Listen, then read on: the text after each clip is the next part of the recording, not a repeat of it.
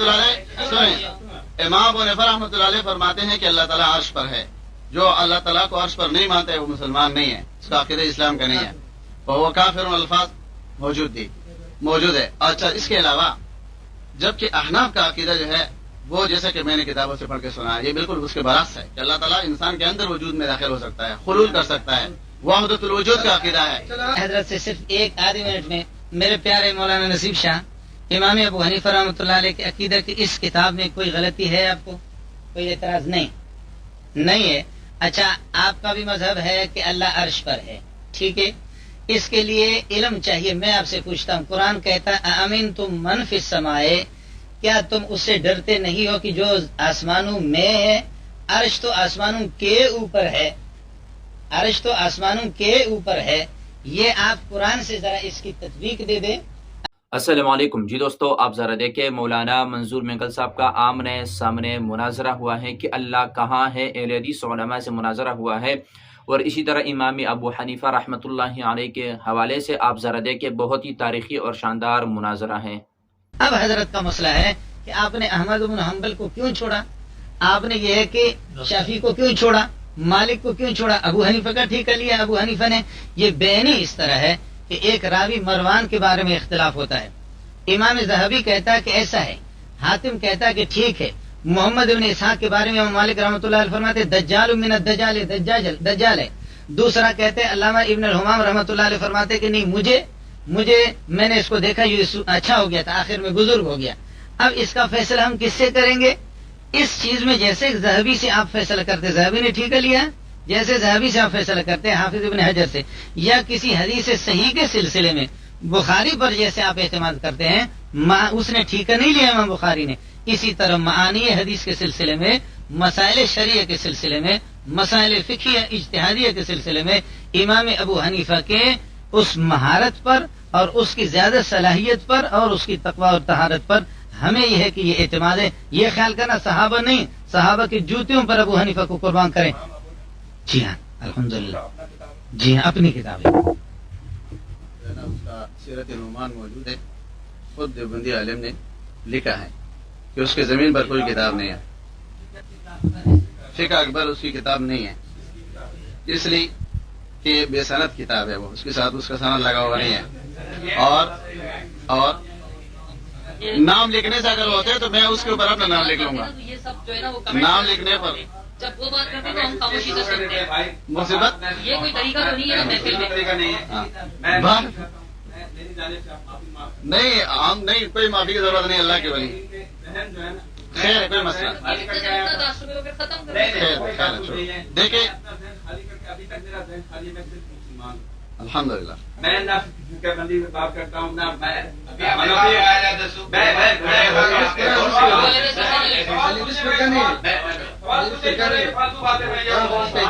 دیکھیں،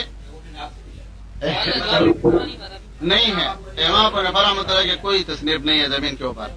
جو اس کی طرف منسوب ہے اس کے خود علماء احناف میں اختلاف ہے، کوئی اس کو مانتے کوئی نہیں مانتے. اور اس میں اگر اس کتاب کو اگر اس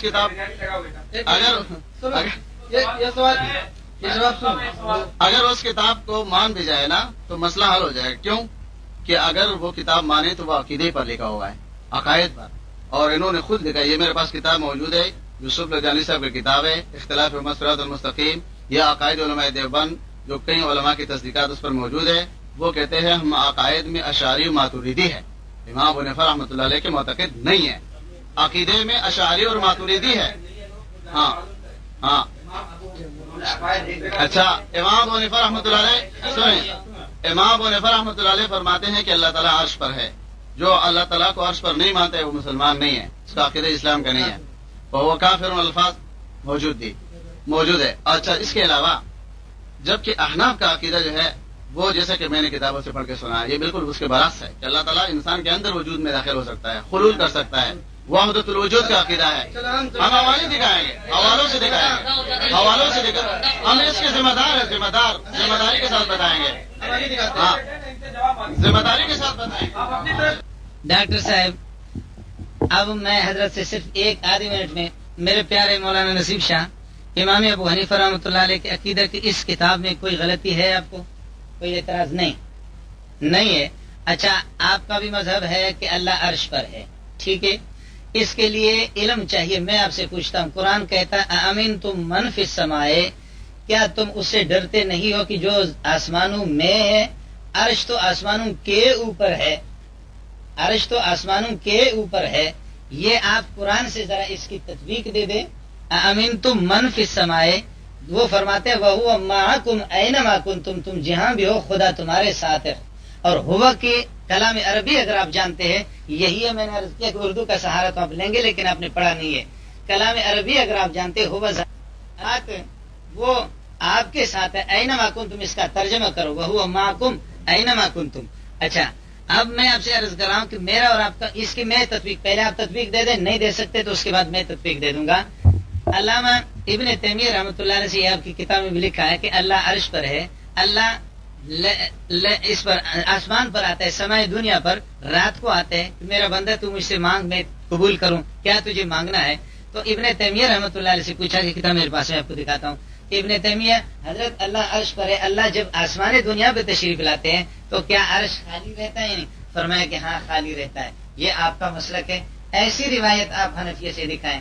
اور یہ بھی علامہ ابن تیمیہ سے حضرت نے نقل کیا ہے، علامہ وحید الزمان رحمۃ اللہ علیہ نے، علامہ ابن تیمیہ اور حضرت نے ثابتہ بھی نقل کیا ہے کہ میں اپنی کتاب کے اندر اگر کوئی قیلہ کی بات نقل کروں تو وہ ضعیف ہوتی ہے، اور اگر قیلہ نہ ہو تو وہ بات ٹھیک ہوتی ہے۔ فرمایا کہ وہ حکیہ ان شیخنا ابن تیمیہ رحمہ اللہ تعالی، ہمارے شیخ ابن تیمیہ سے یہ بات مروی ہے، ابن تیمیہ اس سے کہا گیا کہ کیف ینزل ربنا، کہ ہمارے پروردگار کس طریقہ پر آسمان سے آتے ہیں۔ فرمایا کہ حضرت نے فرمایا انہ ینزل کما انا انزل من المنبر، منبر پر بیٹھے ہوئے تھے میں جس طرح اس منبر سے، یہ دیکھیں جی اچھا اب جی ہاں حضرت یہ الحمدللہ حضرت مولانا صدیق رضا میرے پیارے، جی نہیں میرے پیارے، نہیں حضرت جی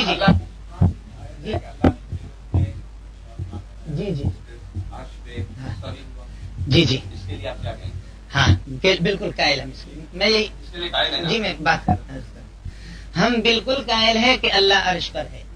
جی دونوں باتوں میں فرض میرے اور آپ کے نظریے میں فرق وہ یہ ہے کہ آپ کا مسلک یہ ہے، آپ کا مسلک جی تو آپ خاموش ہیں نا، بس آپ میں بتا رہا ہوں مولوی پڑے ہوئے ہیں نہیں آپ، صدیق رضا، آپ ایسا مولوی صدیق رضا آپ ناراض کیوں؟ بات تو سن، نہیں اس کو میں سمجھ، آپ بات تو یار بات پڑا ہوا آدمی نہیں ہے یار آپ بات تو سن لو، مولوی صدیق رضا نہیں، صدیق رضا ناراض نہیں آخر مجھے غریب کو بولنے دو گے نہیں دو گے؟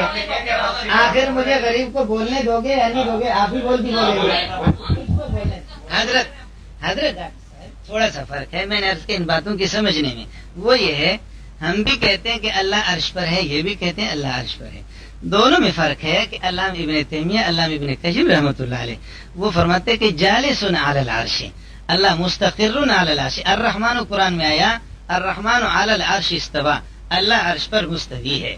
اب یہ ہے کہ الرحمن علی العرش، تو یہ عرش پر کس طرح ہے؟ تو جالس علی العرش، میں نے عرض کیا کہ آپ قرآن میں تطبیق دے دیں کہ اللہ عرش پر ہے، ٹھیک ہے، یہی اور حضرت چونکہ علم بھی یعنی علم پڑا ہوا ہے، الرحمن علی العرش استوى جملہ اسمیہ ہے، جملہ اسمیہ اس کا مطلب یہ ہے کہ اللہ ہمیشہ عرش پر ہے، یہی معنی ہے اللہ ہمیشہ عرش پر ہے۔ اب حضرت وَإِلَٰهُكُمْ إِلَٰهٌ وَاحِدٌ، تمہارا الہ ہمیشہ اس کو الہیت ہے، وہ کبھی ختم نہیں ہوگی اس کی الہ۔ اب حضرت مجھے تطبیق دے دے کہ وہ جب عرش پر ہے تو آسمان دنیا پر کیسے آتا ہے، یہ وہ تطبیق دے دے۔ اسی طرح قرآن کی آیت میں نے پیش کی ہے آمنتم من فی السماء، تم اس خدا سے ڈرتے نہیں ہو کہ جو آسمانوں کے اندر ہے، فی السماء اس کا ترجمہ کرے حضرت، من فی السماء جو آسمانوں میں، عرش تو آسمانوں کے اوپر ہے حضرت، اس طریقے پر ہے 7 آسمان ہیں، سائنسدان آپ کے 9 بھی کہتے ہیں، اس سے زیادہ کہتے ہیں، ان سب کے اوپر کرسی ہے اللہ کی، وسع کرسیہ السماوات والارض، اس کی کرسی اتنی بڑی ہے کہ آسمان تمام آسمانوں پر حاوی ہے، اور یہ کہ عرش اس کرسی سے بھی بڑی ہے، پاک پروردگار اس عرش کے بھی اوپر ہے، حق تعالی شانو۔ اب مسئلہ یہ ہے کہ یہ تطبیق حضرت دے دے، اپنے علم کا ذرا مظاہرہ کرے کہ اللہ عرش سے اوپر ہے اور ادھر کہہ رہا ہے عرش کے نیچے آسمان ہے. من فی السماء، اس خدا سے نہیں ڈرتے ہو جو آسمانوں میں ہے، جو آسمانوں میں ہے، یہ آسمانوں کے اندر ہے یہ اور وہ چیز. اچھا اسی میں ایک چیز اور اسی طریقہ پر یہ ہے کہ وہ آسمان دنیا پر آتا ہے. اس کا جواب تطبیق حدیث قرآن سے دے. اللہ سبحانہ و تعالیٰ نے، آپ سنیں، اللہ سبحانہ و تعالیٰ نے اپنے ذات کے بارے میں قرآن کریم کے 7 مقامات پر صراحت کی ہے کہ الرحمن علی العرش استویٰ، رحمان عرش پر مستوی ہے. اور اس پر یعنی عقل سلیم، انسان کا جو فہم ہے، انسان کا جو شعور ہے، وہ اس کو تسلیم کرتے ہیں. جس پر ظلم ہو جائے وہ کس طرف توجہ کرتے ہیں؟ آسمان کی طرف. اس لیے کہ ان کا یہ عقیدہ ہے کہ میرا رب اوپر ہے. اور یہ جس طرح محترم خود مانتے ہیں کہ اس رب العالمین کی کرسی جو ہے وہ آسمانوں سے وسیع ہے، اور جبکہ صحیح حدیث سے ثابت ہے کہ یہ جو کرسی ہے موضع القدمین، یہ اللہ تعالیٰ کے 2 قدموں کی جگہ ہے. ٹھیک ہے، تو جب اللہ تعالیٰ کا عرش اتنا وسیع ہے، کرسی اتنی وسیع ہے، اس رب العالمین کا ذات کتنا وسیع ہوگا جس کو یہ ہر چیز کے اندر شامل کرنا چاہتے ہیں. یہ رد ہے ان کے عقیدے پر. ایک بات. دوسری بات آپ سنیں جواب دیتا ہوں آیات کا. نبی صلی اللہ علیہ وسلم کا فرمان ہے کہ اگر تم سنیں بھائی، فرمایا نبی صلی اللہ علیہ وسلم نے اگر تم ان پر رحم کرو گے من فی الارض، جو زمین میں ہے، تو تم پر رحم کرے گا کون؟ وہ جو آسمانوں پر ہے. اب اس میں دیکھیں رحم ہم کس پر کریں گے؟ زمین میں ہے، زمین کے اندر ہے یا زمین پر ہے؟ جن پر ہم رحم کریں گے وہ زمین کے اندر ہے یا زمین کے اوپر ہے؟ حدیث نے اس کی وضاحت کر دی کہ یہاں من فی الارض سے مراد یہ ہے کہ زمین کے اوپر ہے. اس پر تم رحم کرو گے تو وہ ذات تم پر رحم کرے گا جو آسمانوں کے اوپر ہے. یہ تو حدیث سے ثابت ہے اس کی تدبیر. دوسری بات، آپ نے جو کچھ کہا یہ آپ کے علماء کے عقائد نہیں ہے. آج ہمارے مجلس میں آپ عقیدہ بدل چکے ہیں. یہ میرے پاس کتاب ہے عقائد علماء دیوبند، اور اس پر 45 علماء کی تصدیقات موجود ہیں. یہ دیکھو، یہ لکھتے ہیں صفحہ 230 پر، کہتے ہیں حق یہ ہے، کہتے ہیں البتہ جوہد و امکان، جوہد و مکان اللہ تعالیٰ کے لیے ثابت کرنا ہم ایک منٹ جہد سنیں، آپ سنیں تو صحیح اللہ کے بندے، جہد آپ سنیں. اب یہ جب ان کا پر ضرب لگے گی نا، ضرب لگے گی، ان کو پتہ ہے ضرب لگے گی. ہاں جی، کہتے ہیں سنو،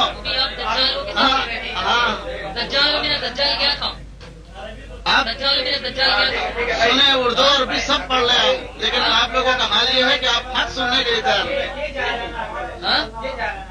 ہاں نا، یہ کہتے ہیں کہ ہمارا جو عقیدہ ہے دیوبند کا وہ یہ بیان کر رہے کہ اللہ سبحانہ و تعالیٰ مکان کے بارے میں کہتے ہیں کہ یہ اس کے لیے ثابت کرنا ہم جائز نہیں سمجھتے. قرآن کہتے ہیں وہ آسمانوں کے اوپر ہے، عرش پر ہے. یہ علماء دیوبند لکھتے ہیں کہ اس کے لیے ہم طرف جو ہے جائز نہیں سمجھتے، بلکہ اس بارے میں امت اخبار میں اس کا فتویٰ بھی آیا تھا، یہ محمد ولی راضی کا. اس کا کہنا تھا، سائل نے سوال کیا تھا کہ ہم کہتے ہیں کہ اوپر والا تمہارے ساتھ یہ کرے. اس نے کہا اگر کوئی یہ شخص عقیدتاً کہتا ہے کہ اللہ اوپر ہے تو یہ عقیدہ کفریہ ہے. یہ امت اخبار میں اور کٹنگ ہمارے پاس موجود ہے. یہ فرماتے ہیں کہ عرش اللہ کے لیے مکان ہے، یہ مکان سے انکار کرتے ہیں. پہلے تو مکان حضرت اگر ٹیپ ہے اگر ٹیپ ہے تو اس ٹیپ کو واپس کرو. حضرت نہیں، آپ نے ہم پر جو رد کیا کہ نہیں، اب آپ کو بتا، آپ حدیث ماننے والے ہیں. نبی پاک صلی اللہ علیہ وسلم نے پوچھا، آپ مسلم شریف کی روایت ہے این اللہ ہو، تو یہ این کس کے لیے آتا ہے؟ جی، این اللہ کا مکان کہاں ہے؟ یہ اب حضرت بتائیں بھائی، این کس کے لیے آتا ہے؟ نہیں، این کا معنی کیا ہے؟